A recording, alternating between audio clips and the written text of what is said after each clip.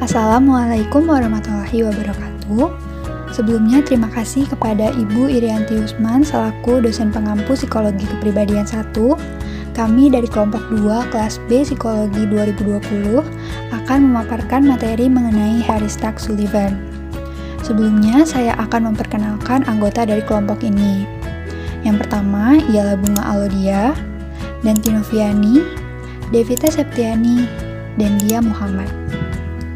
Di sini kami akan memaparkan materi mengenai biografi Harry Stack Sullivan, struktur kepribadian, tahap perkembangan, dinamika kepribadian, kekurangan dan kelebihan, lalu yang terakhir ialah metode penelitian.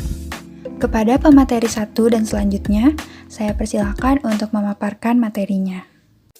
Harry Stack Sullivan lahir di suatu daerah pertanian dekat Norwich, New York, pada tanggal 21 Februari 1892 dan meninggal pada tanggal 14 Januari 1949 di Paris, Prancis dalam perjalanan pulang dari pertemuan Badan Eksekutif Port Federation for Mental Health di Amsterdam.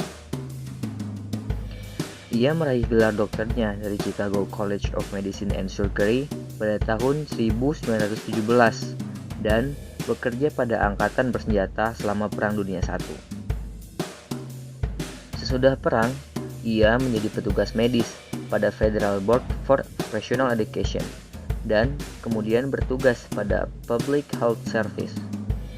Pada tahun 1922, Sullivan pergi ke Rumah Sakit Santa Elizabeth di Washington DC, di mana ia berada di bawah pengaruh William Alanson White, seorang pakar dalam ilmu neuropsikiatri di Amerika.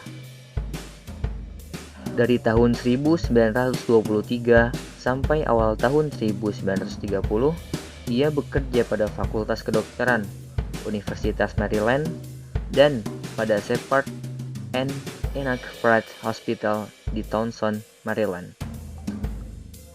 Selama periode kehidupan inilah, Sullivan mengadakan penelitian-penelitian tentang skizofrenia yang membuatnya terkenal sebagai ahli klinik.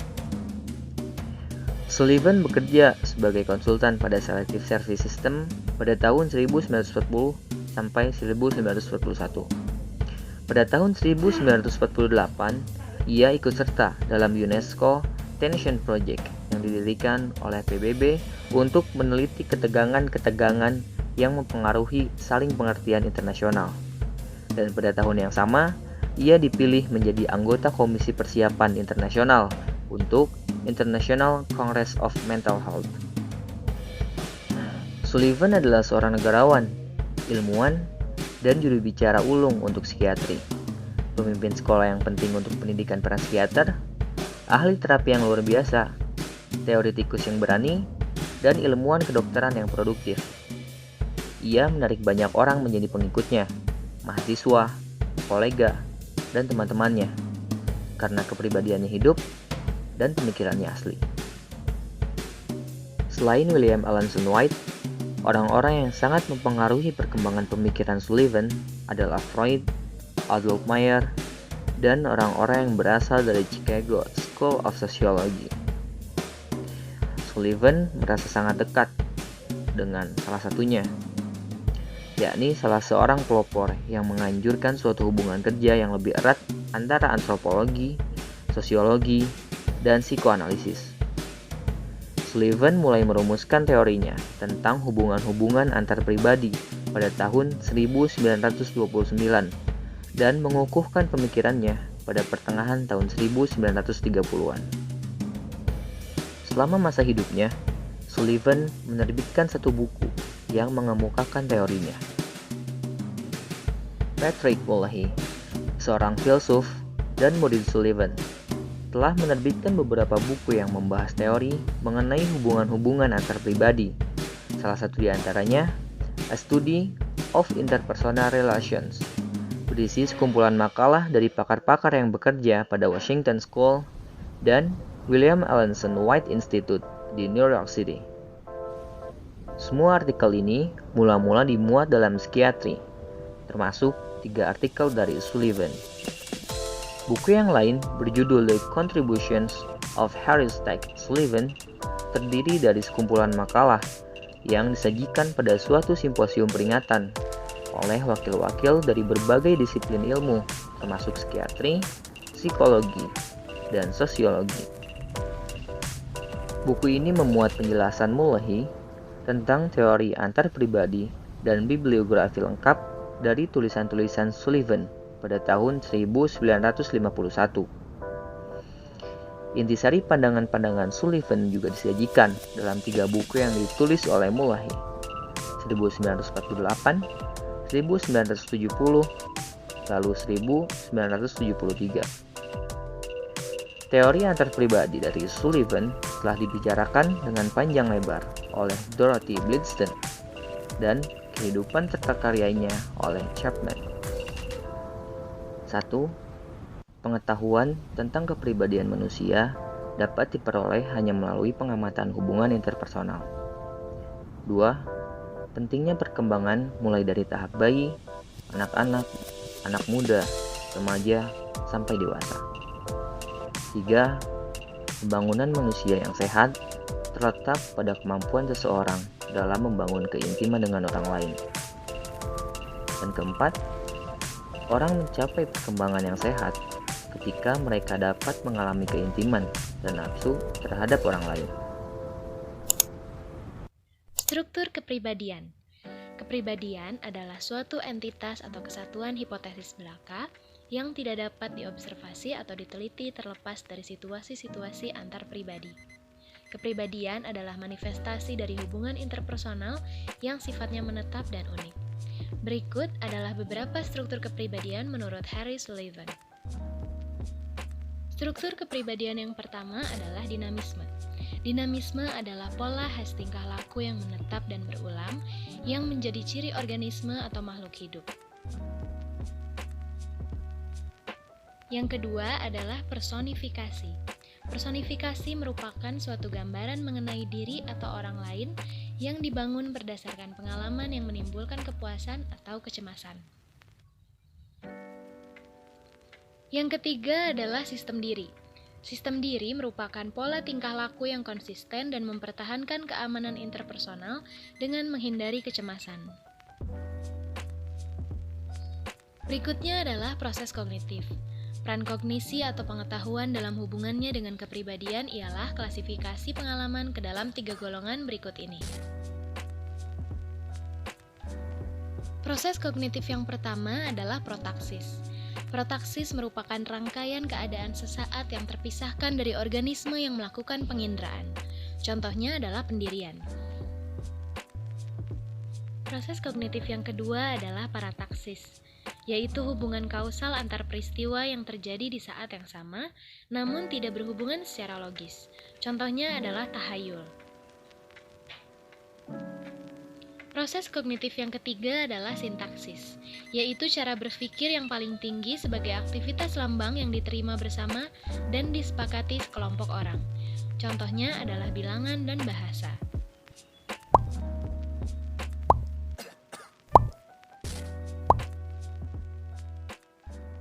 Selanjutnya ialah tahap perkembangan. Dalam perkembangan kepribadian Sullivan, ia melihat kepribadian dari perspektif tingkat perkembangan tertentu dan lebih bersifat psikologi sosial.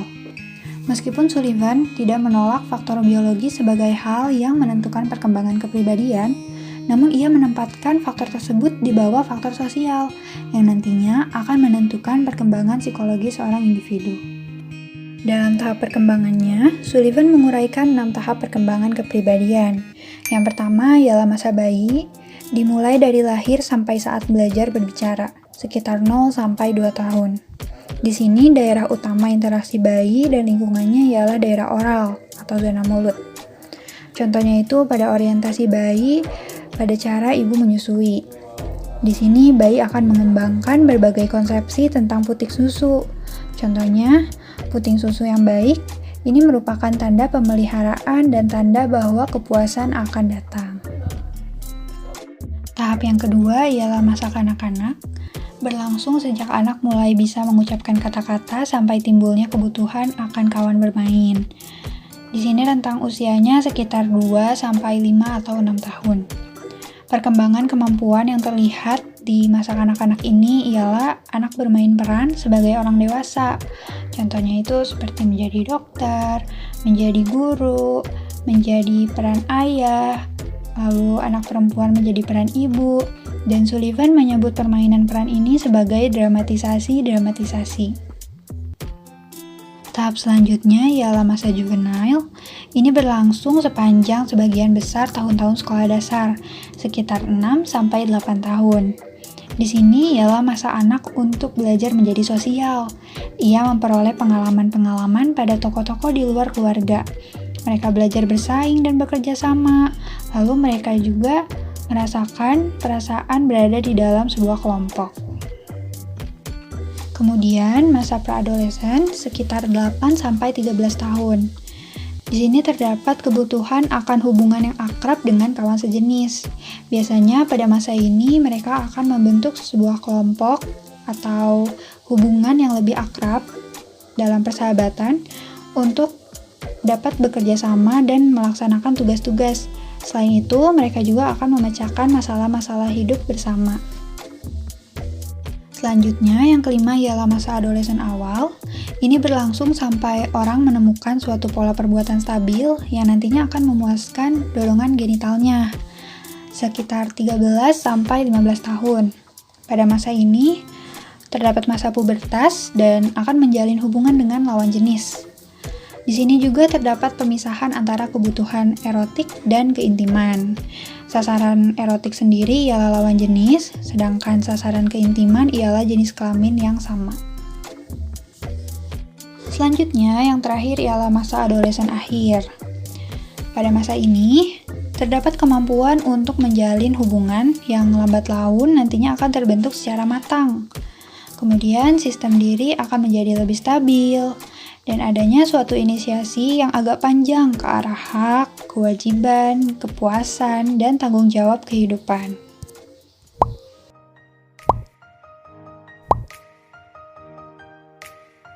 Dinamika kepribadian. Kepribadian sebagai suatu sistem energi yang memiliki fungsi utama, yaitu melakukan aktivitas-aktivitas yang akan mereduksikan tegangan. Tegangan. Sullivan memulainya dengan konsepsi umum tentang organisme, yakni suatu sistem tegangan yang secara teoritis dapat bervariasi antara batas pengendoran mutlak atau euforia. Sebagaimana Sullivan lebih suka menyebutnya dengan tegangan mutlak, seperti halnya yang terjadi dalam perasaan takut yang luar biasa. Ada dua sumber utama tegangan, yakni 1. Tegangan-tegangan yang disebabkan oleh kebutuhan-kebutuhan organisme, misalnya keadaan kekurangan makanan atau air maupun oksigen. 2. Tegangan-tegangan sebagai akibat dari kecemasan. Kebutuhan-kebutuhan itu tersusun secara hierarkis. Kebutuhan yang berada di tingkat lebih rendah harus dipuaskan sebelum sampai kepada kebutuhan-kebutuhan yang berada di tingkat yang lebih tinggi. Tegangan dapat dianggap sebagai kebutuhan untuk mentransformasikan energi khusus yang akan menghilangkan tegangan, seringkali disertai dengan perubahan keadaan jiwa, yakni perubahan kesadaran yang biasa disebut dengan kepuasan. Jika kepuasan tersebut tidak terpuaskan, maka timbullah kegagalan yang berkepanjangan, yang akan menimbulkan perasaan apati yang membuat peredaan tegangan-tegangan secara umum. Kecemasan adalah penghayatan tegangan akibat adanya ancaman-ancaman nyata atau luarnya dibayangkan terhadap keamanan seseorang. Kecemasan yang hebat akan mereduksikan efisiensi individu dalam memuaskan kebutuhannya. Hal tersebut dapat mengganggu hubungan-hubungan antar pribadi maupun mengacaukan pikiran. Perbedaan kecemasan tergantung pada keseriusan ancaman dan efektivitas dari operasi-operasi keamanan yang dimiliki seseorang. Transformasi energi. Energi ditransformasikan dengan melakukan sebuah kegiatan-kegiatan yang melibatkan otot-otot badan atau berupa kegiatan-kegiatan mental, seperti persepsi, ingatan, dan berpikir. Kegiatan yang terbuka maupun tersembunyi ini bertujuan untuk mengurangi ketegangan. Teori ini telah membantu menempatkan psikologi dalam lingkungan ilmu-ilmu sosial. Menurut Sullivan, hubungan-hubungan manusiawi pada masa bayi, masa kanak-kanak, dan masa adolesen adalah masa yang sangat penting. Teori ini menegaskan bahwa kecemasan merupakan sesuatu yang ditimbulkan oleh masyarakat. Menurut kodratnya, manusia bukanlah binatang yang cemas, tetapi manusia menjadi cemas oleh kondisi-kondisi di mana mereka hidup, oleh momok pengangguran, kesewenang-wenangan, dan ketidakadilan, ancaman perang, serta orang tua yang bersifat memusuhi. Kritik yang diarahkan kepada para psikolog sebagaimana dibedakan dari para psikoanalisis ialah kegagalan teori-teori psikologi sosial ini tidak menjelaskan dengan tepat bagaimana cara suatu masyarakat membentuk anggota-anggotanya. Pengabaian proses belajar dalam teori-teori yang sangat menggantungkan diri pada konsep belajar untuk menerangkan cara-cara bagaimana kepribadian dibentuk dipandang sebagai suatu kelalaian yang besar. Kemudian ada penelitian khas dan metode penelitian. Sullivan memperoleh pengetahuan empiris tentang kepribadian dari pekerjaannya merawat pasien-pasien yang menderita berbagai tipe gangguan kepribadian, terutama penderita skizofrenia dan kasus-kasus obsesi. Menurut Sullivan, metode asosiasi bebas tidak berjalan dengan memuaskan jika diterapkan pada penderita skizofrenia, karena metode tersebut menimbulkan banyak kecemasan. Fungsi psikiater lebih dari seorang pengamat, melainkan sebagai seorang peserta yang harus bergulat dengan kekhawatiran dan masalah pribadinya. Berdasarkan penemuan ini, Sullivan mengembangkan konsep pengamat partisipan, atau biasa disebut interview. Interview psikiatri adalah istilah Sullivan untuk situasi antar pribadi dan tatap muka antara pasien dan ahli terapi. Dapat berlangsung sekali atau berkali-kali dalam jangka waktu yang lama. Interview dibagi menjadi 4 bagian sebagai berikut. Yang pertama adalah insepsi formal. Observer tidak boleh terlalu banyak bertanya, tetapi harus mempertahankan sikap observasi yang tenang, menetapkan alasan-alasan kedatangan pasien dan hakikat masalah-masalahnya. Yang kedua adalah pengenalan. Tahap ini adalah proses menemukan siapa pasien sebenarnya dengan pengalamannya di masa lampau, masa sekarang, dan masa yang akan datang. Observasi dilakukan tanpa adanya pengajuan pertanyaan yang cepat dan tepat, tetapi mengandalkan keterangan pasien yang relevan. Observer juga tidak dianjurkan mencatat keterangan dari pasien karena akan mengganggu proses komunikasi.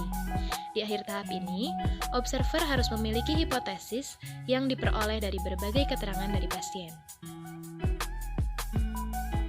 Tahap berikutnya adalah pemeriksaan mendalam. Observer berusaha memastikan manakah hipotesis yang dapat diterima. Ia dapat mengajukan pertanyaan dan mendengarkan jawabannya. Sejumlah bidang yang harus diperiksa dalam sesi interview adalah kebiasaan dalam kebersihan pasien, sikap terhadap tubuhnya, kebiasaan makan, dan aktivitas seksual, walaupun tidak harus diikuti secara ketat. Tahap yang terakhir adalah terminasi. Rangkaian interview diakhiri dengan memberikan pernyataan kepada pasien mengenai hal-hal yang telah dipelajari, mengemukakan petunjuk yang dapat diikuti pasien, dan memberi penilaian tentang akibat-akibat yang mungkin timbul dari petunjuk tersebut pada hidup pasien. Seluruh pemaparan materi sudah kami sampaikan, dari mulai biografi hingga metode penelitian. Untuk itu, atas perhatiannya kami ucapkan terima kasih. Wassalamualaikum warahmatullahi wabarakatuh.